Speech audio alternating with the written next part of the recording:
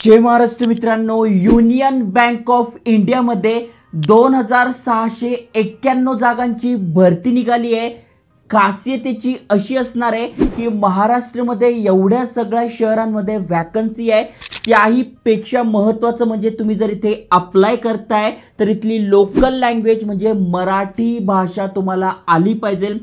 त्यातल्या त्यात तुम्ही शाळेमध्ये म्हणजे 10वी 12वी मध्ये मराठी भाषा शिकले असाल तर तुम्हाला लँग्वेज प्रोफिशियन्सी टेस्ट सुद्धा द्यायची नाहीये। डिटेलमध्ये समजून सांगणार आहे। खासियतेची अशी आहे की 15,000 रुपये प्रति महिना आपल्याला मिळणार आहे।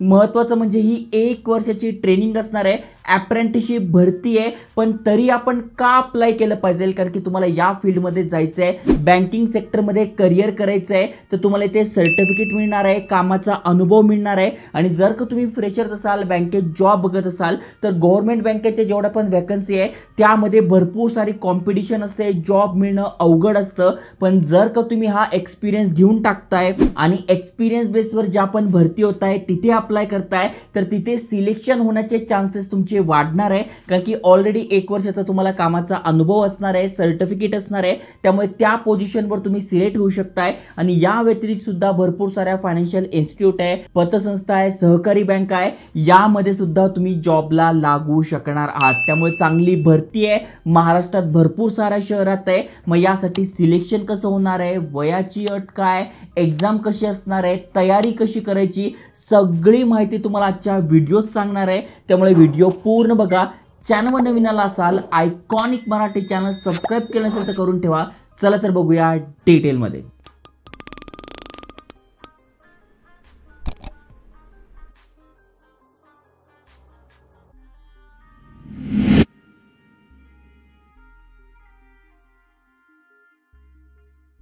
तर मित्रांनो, युनियन बँक ऑफ इंडिया सगळ्यांनाच माहिती आहे, चांगली बँक आहे। जसं की बघू शकताय इथे PDF आलेली आहे आणि आपण अप्लाय सुद्धा करू शकतोय, कारण की अप्लाय करणं सुरू झालंय 19 फेब्रुवारी शिवजयंती होती त्या दिवसापासून 5 मार्च 2025 पर्यंत आपण अप्लाय करू शकतोय। जसं की आपण व्हिडिओ बनवला होता, बँक ऑफ बडोदा सेम भरती असणार आहे, बँक ऑफ बडोदा सारखीच भरती आहे। इथे पण अप्रेंटिसशिप होती, तुम्ही तिथे पण अप्लाय करा, इथे पण अप्लाय करा। दोन्हीमध्ये महाराष्ट्रामध्ये भरपूर साऱ्या जागा आहे, भरपूर साऱ्या शहरांमध्ये आहे। सिलेक्शन प्रोसेस पण सेम आहे, सगळं काही सेम असणार आहे। ओके, आता नेमकं तुम्ही ते बघू शकता ही अप्रेंटिसशिप भरती नेमका काय तर राज्यांवाईज आपण बघितलं तर महाराष्ट्रामध्ये किती जागा आहे हो, तर तुम्ही बघू शकता महाराष्ट्रामध्ये 296 जागा आहे। प्लस तुम्ही PWBD कॅन्डिडेट आहात तर तुमच्यासाठी इथे 12 जागा सुद्धा आहेत। ओके, मग तुम्ही कास्टनुसार बघू शकताय, म्हणजे ओपन मधून आहात तर 133, SC मधून 29, ST मधून 26, OBC मधून 79 आणि EWS मधून 29 जागा आहे। असं तुम्ही बघू शकताय महाराष्ट्रामध्ये वॅकन्सी आहे। तुम्ही पाहिजे तर बाकीच्या ठिकाणी पण अप्लाय करू शकताय। समजा तुम्ही गुजरातमध्ये राहताय तर इथे सुद्धा तुम्ही अप्लाय करू शकताय, पण इथली लँग्वेज तुम्हाला आली पाहिजे। आणि जर का तुम्ही शाळेमध्ये शिकला नसाल तर त्याची टेस्ट सुद्धा तुमची होणार आहे। त्यामुळे जर तुम्ही महाराष्ट्रात आहात, मराठी भाषा शिकलेला आहात, तुमच्या रिझल्टमध्ये मराठी भाषा मेन्शन आहे तर तुम्हाला ती एक्झाम सुद्धा द्यायची गरज नाहीये। ओके, त्यानंतर खाली स्क्रोल केल्यानंतर सगळ्यात महत्त्वाचा क्रायटेरिया की कोण कोण अप्लाय करू शकता, यासाठी वयाची अट काय तर तुमचं वय 20 ते 28 आहे। 1 फेब्रुवारी 2025 रोजी तुमचं वय कॅल्क्युलेट होणार आहे तर तुम्ही ते अप्लाय करू शकताय। पण जर का तुम्ही SC ST मधून आहात तर 5 वर्षाची सूट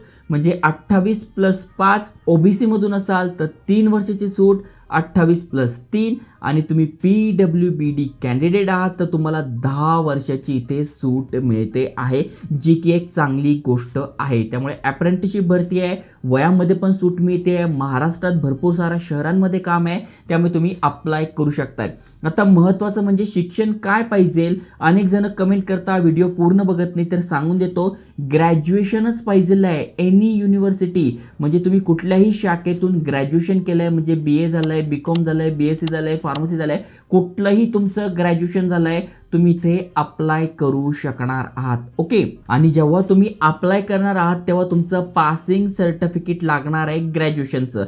कमेंट असतील की आम्ही लास्ट इयरला आहोत, अप्लाय करू शकतोय का, तर तुम्ही अप्लाय करताना जर का तुमचं रिझल्ट येणार असेल तर तुम्ही इथे अप्लाय करू शकताय। आता जॉब प्रोफाईल काय असणार आहे तर तुमची पोझिशन असणार आहे ट्रेनीची, जसे की बँक ऑफ बडोदामध्ये होती सेम पोझिशन तुमची असणार आहे ट्रेनीची. तुम्ही हा व्हिडिओ बघितला नसेल तर बघून घ्या, सेम वॅकन्सी आहे, इथे पण तुम्ही अप्लाय करू शकताय. ओके, मग ट्रेनिंगमध्ये काय असणार तर तुम्ही एम्प्लॉई नसणार आहे, ॲज अ ट्रेनिंग काम करणार आहात, त्यामुळे बँकेच्या एम्प्लॉईला जे बेनिफिट मिळतात ते तुम्हाला इथे मिळणार नाही आहे. ओके, ट्रेनिंग किती दिवसाची असणार आहे तर 1 वर्षाची ही ट्रेनिंग असणार आहे. त्यानंतर जर तुमचं काम चांगलं वाटलं तर काही काही ट्रेनिंगना पुन्हा जॉईन केलं जातं, ठेवून घेतलं जातं आणि त्यानंतर तुम्ही ते मोकळे होताय, त्यानंतर तुम्ही तुमचं करिअर इझिली या क्षेत्रामध्ये करू शकताय. ओके, मग काय ट्रेनिंग दिली जाणार आहे तर बँकेचे जे वेगवेगळे प्रॅक्टिसेस असतात ती करायला मिळेल, प्रोडक्ट असतात, प्रोसेस असतात, ते सगळं तुम्हाला इथे शिकायला मिळेल. आता यासाठी आम्हाला पेमेंट किती मिळणार आहे तर 15,000 रुपये प्रति महिना पेमेंट मिळणार आहे. ग्रॅज्युएशनच्या बेसिसवर पहिल्या वर्षी जर तुम्ही कुठेही काम करताय तर कुठेही आपल्याला 30-40 हजारची नोकरी मिळणं अवघड आहे जर का तुमच्याकडे दुसरं स्किल्स नसेल. त्यामुळे जर तुम्ही ही अप्रेंटिसशिप करताय तर 1 वर्ष म्हणजे 12 महिने तुमचे असेच निघून जातील, पण त्या 12 महिन्यामध्ये ॲटलिस्ट तुम्ही इथे 15,000 कमवाल. अनेक जण जॉब शोधण्यामध्येच 1 वर्ष घालून टाकतात, पण त्याऐवजी जर आपण इथे अप्लाय करतो तर ॲटलिस्ट काही ना काही हातभार आपल्या घरच्यांना लागणार आहे, 15,000 रुपये तुम्ही कमवू शकणार आहात. ओके, सिलेक्शन प्रोसेस कशी आहे तर सिलेक्शन प्रोसेसमध्ये तुमची सगळ्यात आधी काय होणार आहे, ऑनलाईन टेस्ट होते, त्याच्यानंतर डॉक्युमेंट व्हेरिफिकेशन होतं आणि मेडिकल एक्झामिनेशन होते, म्हणजे तुम्ही ते सर्टिफिकेट देता, बस एवढंच आहे. मग आता ऑनलाईन टेस्ट कशी होणार आहे तर ती ऑब्जेक्टिव्ह टाईप असणार आहे, ज्यामध्ये जनरल अवेअरनेस. मित्रांनो, हे बँकिंग एक्झाममध्ये हा जो टॉपिक आहे हा प्रत्येक असतो, जसं की तुम्ही बघा बँक ऑफ बडोदा असो किंवा मागे पण आपण बँकांच्या ज्या वॅकन्सी सांगितल्या होत्या त्यामध्ये पण हे जनरल अवेअरनेस असतंच. जर तुम्हाला याचं पाहिजे असेल तर बुक मी इथे प्रॉडक्ट लिस्टमध्ये टॅग करून ठेवल, तिथून तुम्ही इझिली या जनरल अँड फायनान्शियल अवेअरनेसची तयारी करू शकणार आहात. ओके, त्यानंतर जनरल इंग्लिश असतं,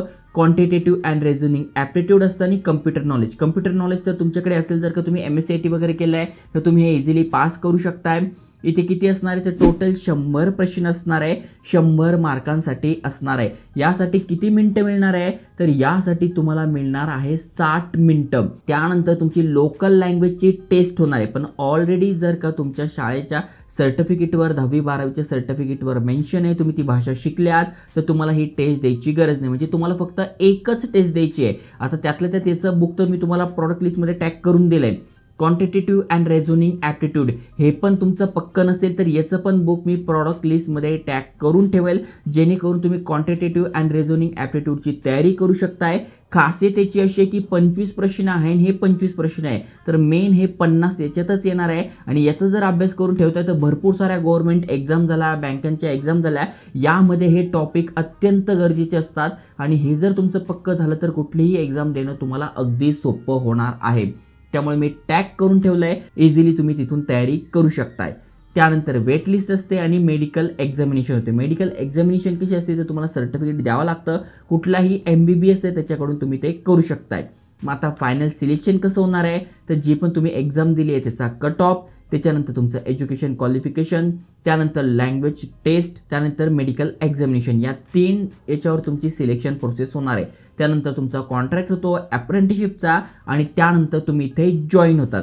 मग आता यासाठी अप्लाय कसं करायचं तर अप्लाय करणं थोडं अवघड आहे, म्हणजे तुम्हाला समजायला थोडं अवघड वाटू शकतं आहे, कारण की भारत सरकारची जी वेबसाईट आहे national apprenticeship training scheme NATS, या वेबसाईटवरून आपल्याला अप्लाय करायचं आहे. या वेबसाईटची लिंक दिलेली आहे तुम्हाला डिस्क्रिप्शनमध्ये, तिथून सगळ्यात आधी तुम्हाला काय करायचं आहे, इथे तुमचं अकाउंट क्रिएट करून घ्यायचं आहे. ओके, अकाउंट क्रिएट केल्यानंतर इथे जर तुम्ही आलात तर PDF मध्ये सुद्धा तुम्हाला लिंक मिळून जाईल. ही बघा, ही वेबसाईटची लिंक आहे आणि इथे बघा NPS पोर्टल, तर याची पण लिंक दिली आहे. इथे पण तुम्हाला ही PDF मिळून जाईल, इथे पण सगळी माहिती दिलेली आहे. ओके, रजिस्ट्रेशन कसं करायचं, प्रोफाईल कशी क्रिएट करायची, सगळी माहिती दिलेली आहे. मागे पण व्हिडिओमध्ये मी तुम्हाला सांगितलेलं आहे, सोपी प्रोसेस आहे. इथे बघा, तुमचं अकाउंट क्रिएट केलं, सगळी माहिती टाकली, त्याच्यानंतर लॉग इन केलं, अशा प्रकारे इथे आपलं अकाउंट क्रिएट झालं आहे, रजिस्ट्रेशन झालं आहे. त्याच्यानंतर आपल्याला अप्लाय करायचं आहे. सगळी प्रोसेस, सगळी PDF तुम्हाला इथे दिसून जाईल. या PDF मध्येच तुम्हाला ही लिंक दिलेली आहे, यावर क्लिक करून तुम्ही बघू शकताय. ओके,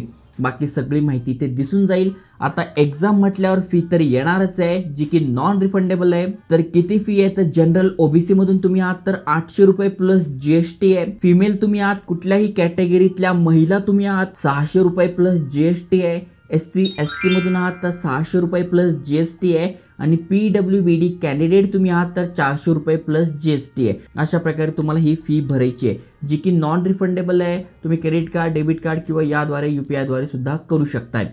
आता एक्झामला जाताना कुठल्या कुठल्या गोष्टी पाळायच्या तर याबद्दल सुद्धा माहिती दिलेली आहे. तर अगदी सोप्या भाषेत तुम्हाला समजून सांगितलं आहे. या PDFची लिंक, वेबसाईटची लिंक आणि अप्लाय करायची लिंक सगळ्या लिंक तुम्हाला डिस्क्रिप्शनमध्ये मिळून जाईल. तुम्हाला बँक ऑफ बडोदासाठी अप्लाय करायचं आहे तर याची लिंक आपल्या चॅनलवर डिस्क्रिप्शनमध्ये मिळून जाईल. इथे पण अप्लाय करा. मराठी भाषेत काम करायचं तर इथे पण अप्लाय करा. तर भरपूर सारे व्हिडिओ आणतोय त्यामुळे नक्की अप्लाय करा, शेअर करा. जय हिंद, जय महाराष्ट्र.